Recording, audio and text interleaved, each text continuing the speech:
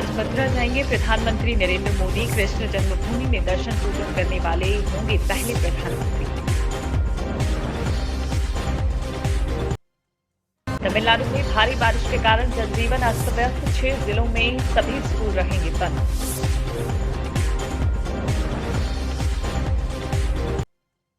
Delhi NCR में IGL ने बढ़ाए सीएनजी के दाम। कीमतों में ₹1 प्रति किलोग्राम की बढ़ोतरी। उत्तरकाशी टनल रेस्क्यू में दिल्ली से 7 वेल्डिंग विशेषज्ञों की टीम से 11 सुरंग पहुंची।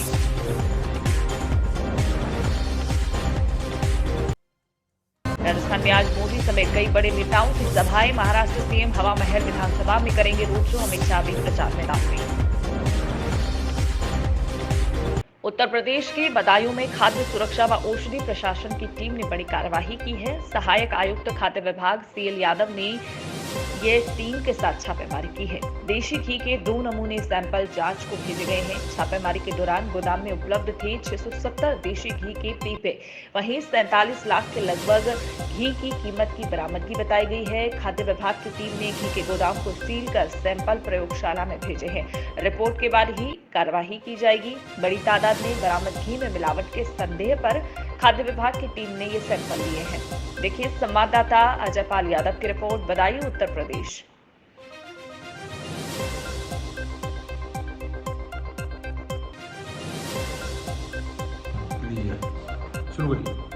आज दिनांक 21/11/2023 को तहसील दातागंज स्थित अर्जुन नगर दातागंज स्थित दिनेश चंद्र गुप्ता सनाब गोकरण लाल अर्जुन नगर के प्रतिष्ठान का निरीक्षण किया गया। निरीक्षणोपरांत देसी घी का निर्माण स्थल से 2 नमूने घी के वास्ते जांच में संग्रहित किए गए।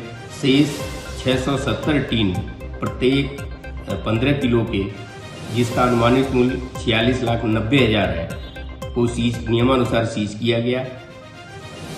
जो 2 नमूने वास्ते जांच हेतु संग्रह किए गए हैं उसको प्रयोगशाला भेजा जा रहा है। जांच रिपोर्ट प्राप्त होने के उपरांत खाद्य सुरक्षा मानक अधिनियम 2006 के अंतर्गत अग्रिम विधिक कार्रवाई की जाएगी।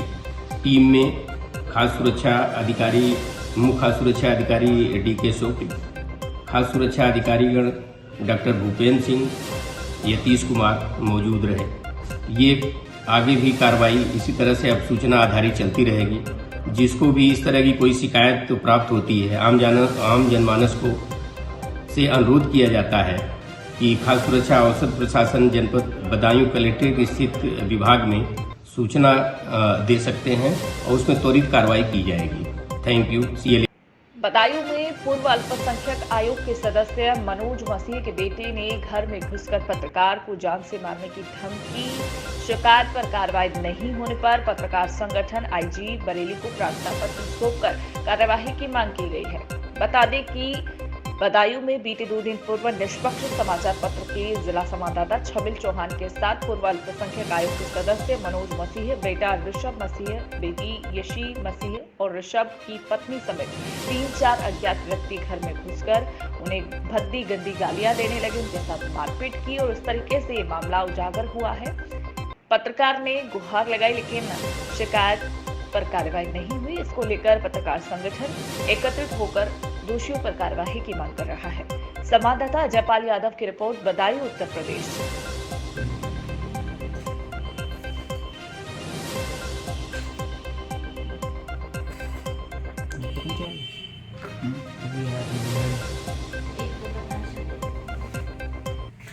ये आज जिलाधिकारी कार्यालय पे आप आए थे।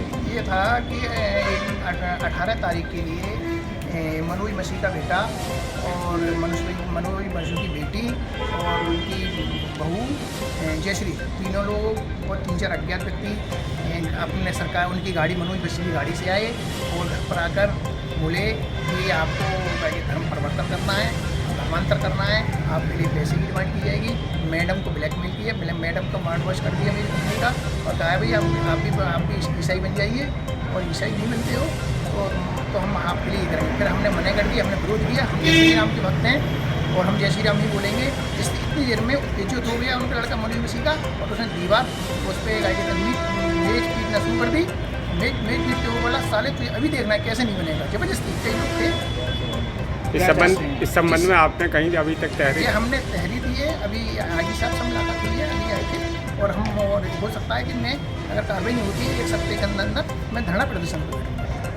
बदायूं के स्पोर्ट्स स्टेडियम में भव्य आयोजन के साथ 3 दिवसीय खेलकूद प्रतियोगिताएं संपन्न हुई है। समापन के इस अवसर पर आयोजित कार्यक्रम में बतौर मुख्य अतिथि सहायक शिक्षा निदेशक बरेली मंडल विनय कुमार सिंह ने बच्चों का उत्साहवर्धन करते हुए कहा कि खेल के माध्यम से नन्हे मुन्ने बच्चों में बौद्धिक और शारीरिक विकास होता है।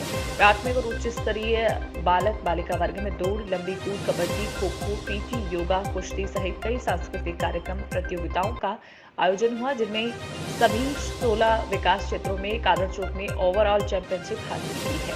वहीं उपविजेता टीम उझानी रही है। विजेताओं को मेडल शील्ड प्रदान करते हुए पुरस्कृत किया गया। संवाददाता जयपाल यादव की रिपोर्ट, बदायूं, उत्तर प्रदेश। के संबंध में क्या कहना चाहेंगे? आज बदायूं में ये 400वें जनपदीय बाल क्रीड़ा प्रतियोगिता के खेल का समापन था और निश्चित रूप से यहाँ पे आने पे मुझे बड़ी भव्यता, बहुत अच्छा आयोजन देखने को मिला। बच्चों का जिस तरह से सांस्कृतिक कार्यक्रम या अन्य कार्यक्रम जो देखे, ऐसा प्रतीत हो रहा था जैसे किसी कॉन्वेंट के बच्चे हों, और बहुत भव्य आयोजन। और साथ में उन सभी टीचर्स को बहुत बहुत बधाई, उन PTIओ को बहुत बधाई जिन्होंने इन आयोजनों को इतना सफल बनाया। पहली बार आपके समय में ये खेल प्रतियोगिता हो रही है, कैसा बताना चाहेंगे? ये मेरा फर्स्ट टाइम एक्सपीरियंस था और इतना भव्यता से और इतने रोमांचक तरीके से सब टीचर्स के सहयोग से, बच्चों के सहयोग से, PTI और हमारी पूरी जो कोर टीम है, हमारे कार्यालय से लेकर BRC से लेकर हमारे DO है, हमारा पूरा डिपार्टमेंट, टीचर्स हमारे लगे हुए हैं, तो उनके सौजन्य से ये सब संभव हो पाया है। तो उनका तहे दिल से बहुत बहुत धन्यवाद। इतनी भव्यता से हम कोई बहुत अच्छा सा स्ट्रक्चर बना दें उससे नहीं होती है, भव्यता होती है हमारे बच्चों से, टीचर्स से, जो अभी भी अपना घर बार एकदम भूलकर यहाँ मौजूद हैं, इतनी तालीमता से इसको आयोजन कर रहे हैं, सहयोग दे रहे हैं, तो उनका बहुत बहुत धन्यवाद। उत्तर प्रदेश के गोवर्धन में नंदालय सेवा समिति द्वारा ब्रज की गरीब कन्याओं का सामूहिक विवाह सम्मेलन जतिपुरा में आयोजित किया जा रहा है, जिसमें गरीब कन्याओं की निःशुल्क शादी कराई जाएगी। साथ ही उनकी गृहस्थी का बोझ भी जीवन भर ट्रस्ट ही उठाएगा। नंदालय सेवा समिति जतिपुरा व राजकोट गुजरात के सदस्यों द्वारा आगामी 24 तारीख को जतिपुरा में प्रथम सामूहिक विवाह सम्मेलन का आयोजन किया जा रहा है, जिसमें ब्रज की सभी गरीब कन्याओं को वैवाहिक सूत्र में बांधा जाएगा। इस सम्मेलन की जानकारी देते हुए सदस्यों ने क्या कहा, देखिए संवाददाता आशु कौशिक की रिपोर्ट, गोवर्धन, उत्तर प्रदेश।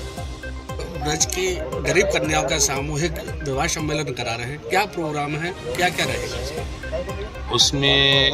ये ब्रज का गांव की गरीब कन्याओं की समूह शादी सम्मेलन की हमको गिरिराज जी ने जो प्रेरणा की, और ये सब कार्यक्रम 24 तारीख को निश्चित किया है दोपहर के बाद, और इसमें दोनों परिवार से कन्या और वर पक्ष से दोनों साइड से वो लोग आएंगे, और कन्याओं का भी जो यहाँ क्या बोलते हैं,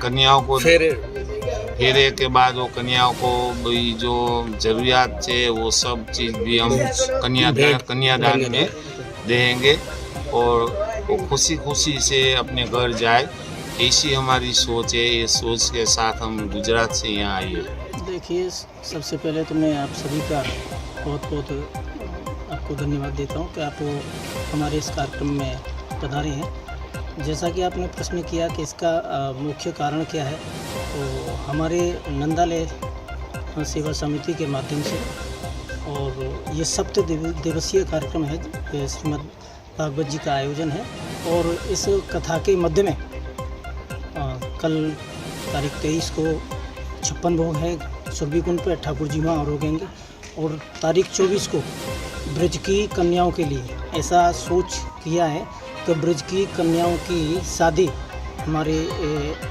हरिभाई बल्दा जी के माध्यम से, जो कि राजकोट से यहाँ ब्रज में सेवा के लिए ठाकुर जी ने इनको प्रेरित किया है, और आकर के यहाँ ब्रज कन्याओं का इन्होंने सामूहिक विवाह का आयोजन रखा है।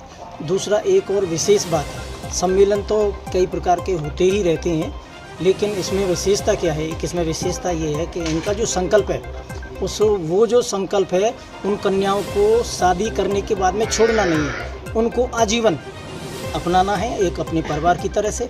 उनके परिवार में अगर कन्याओं को किसी प्रकार की समस्या होती है तो उसमें समस्या का समाधान भी करना है, इलाज भी कराना है अगर तबीयत खराब होती है, और आजीवन उनके बच्चों के भविष्य के लिए, उनके स्वयं के भविष्य के लिए अगर उनके परिवार में कोई दिक्कत है उसका भी समाधान करना। सबसे पहले तो मैं अपनी प्रसन्नता व्यक्त करता हूँ।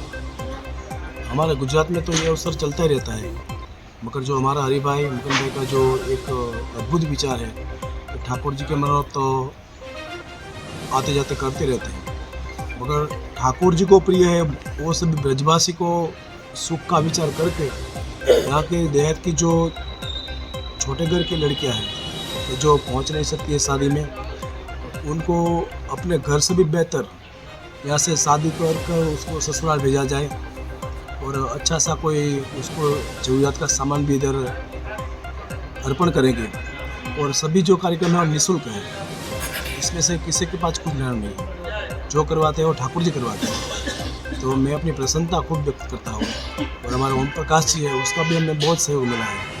और श्रीमद् भागवत और ये समूह शादी और योग संयोग ठाकुर जी ने बनाए हैं। तो हमारे गुजरात के इतिहास में ये पहला हमारा आयोजन होगा कि ब्रज में 11 ब्रज कन्याओं का हमारे माध्यम से ठाकुर जी ने उसका कन्यादान कराए और वो सब सुखी संपन्न अपने ससुराल जाए और हमें खूब आशीर्वाद दे, ऐसी हम एक भावना लेकर आए।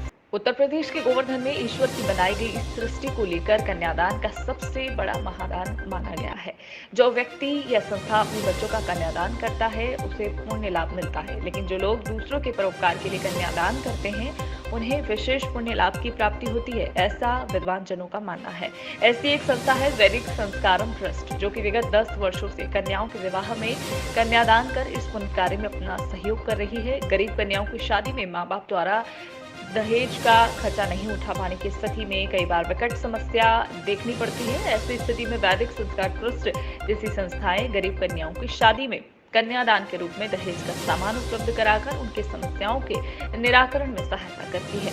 दीपावली के बाद शुरू होने वाले विवाह कार्यक्रमों में भी इसी तत्परता से वैदिक संस्कारम ट्रस्ट द्वारा इस बार लगभग 25 कन्याओं की शादी में कन्यादान उपलब्ध कराया गया है। देखिए संवाददाता आशु कौशिक की रिपोर्ट, गोवर्धन, उत्तर प्रदेश। आपका नाम क्या है? मेरा नाम राधा रमन है। आपकी संस्था का क्या नाम है? हमारी संस्था का नाम वैदिक संस्कारम ट्रस्ट है। आपकी संस्था क्या क्या कार्य कर रही है? हमारी संस्था पिछले 12 वर्षों से वोकेशनल ट्रेनिंग पे काम करती है, जिसमें बच्चियों के लिए विशेष सिलाई, कढ़ाई, कंप्यूटर, पार्लर, कुछ ऐसी एक्टिविटियां हैं जो बच्चियों को हम यहाँ अपने सेंटर में ही सिखाते हैं और उससे वो जैसे पिलो कवर बनाना, चादर बनाना और उससे उनको महीने में कुछ अर्न भी होता है। उसके साथ साथ हमारी संस्था अनाश्रित गौवंश के लिए काम करती है। जो गाय रोड पर मर जाती हैं उनका अंतिम संस्कार करना और जो गाय जख्मी हो जाती हैं उन्हें हॉस्पिटल तक पहुंचाना, उनका इलाज कराना। उसके अलावा जैसे आज का जो ये आप देख रहे हैं कि भाई कन्यादान का पैकेज हमारी तरफ से उन बच्चियों के लिए है जिनके परिवार के पास आर्थिक रूप से कोई सहायता नहीं है। ऐसी 24 बच्चियों की शादी हम इस नवंबर में कर रहे हैं और आज ही के दिन इन 24 बच्चियों का कन्यादान पैकेज हमारे यहाँ से जैसे एक बेड है, अलमीरा है, ड्रेसिंग टेबल है, कुर्सियाँ हैं, ये सब सामान हमारी तरफ से उनको कन्यादान में एक भाई की तरफ से मैं मानता हूँ कि उनको देना हमें अच्छा लगता है और एक भाई की तरफ से एक सुंदर कन्यादान और एक आशीर्वाद है हमारी तरफ से उन बच्चियों के लिए।